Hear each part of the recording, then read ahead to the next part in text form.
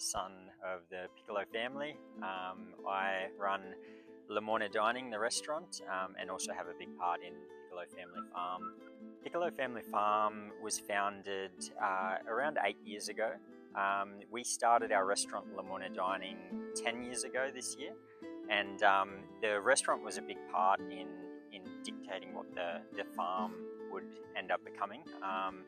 It was predominantly citrus, so we had 20 acres of citrus here, and with the restaurant we decided we wanted to start converting that into a bit more of a diverse agritourism operation.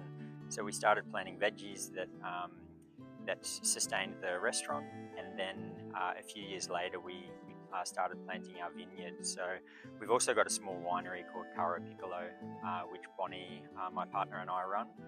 Tourism is also a big part of what we do, so we get lots of visitors, and we do events and functions out here as well, which plays a huge role in sort of the circular economy that we've created. We've still got some of the citrus. We've got some navels. They're a Washington navel. We just replanted a little bit of Valencias as well, so that way we've got some summer oranges. And we've got Italian varieties of grapes for wine grapes. So we've got Montepulciano, Aglianico as our two red varieties, and Griffith and Fiano as our two white wine varieties. We have a small amount of table grapes, seasonal vegetables. So we've got about an acre of working vegetable space that grows, just summer and winter vegetables, depending on what we feel like. We make a lot of preserves too, so our staples are, zucchinis, cucumbers in summer, in winter, lots of cabbages and things like that, stuff that we can ferment down. We're also Italian heritage as well, so a lot of that comes quite naturally for us, where we were brought up eating preserves and pickles and salami and things like that. We've got a small amount of chooks as well, that feeds our restaurant with all its fresh pasta.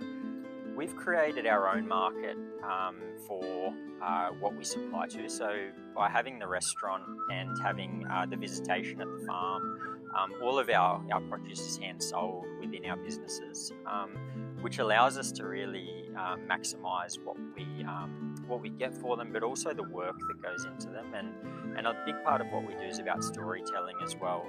We're really proud of what we produce. We do sell our wine outside as well a little bit. There's a few on-premise sites that have it.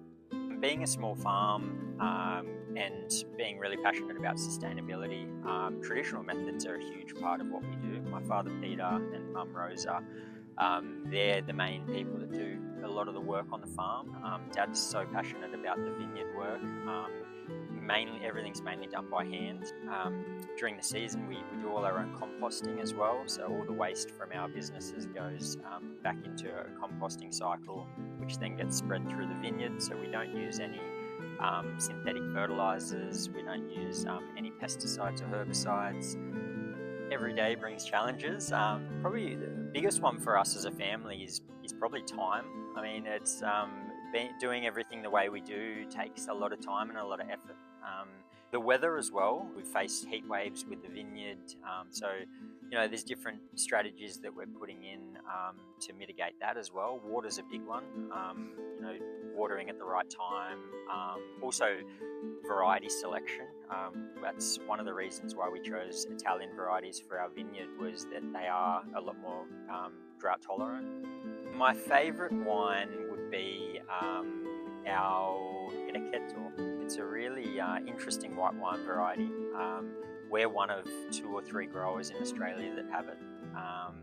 It's originally from Umbria in the centre of Italy, and just produces the most amazing, unique wine. So we actually make a traditional method sparkling and a still table wine out of that. And they're both just, in my opinion, quite brilliant. They are delicious and moorish.